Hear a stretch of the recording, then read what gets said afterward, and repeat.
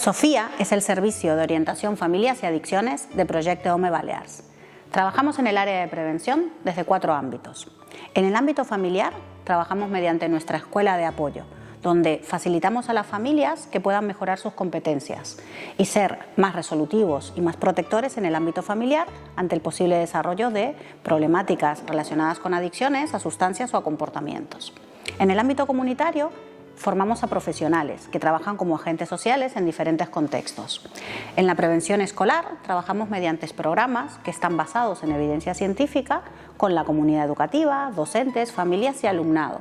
Y por último, en prevención laboral intentamos colaborar con las empresas y con los trabajadores para crear empresas sociosaludables en alianza con todos ellos para ser un entorno más protector.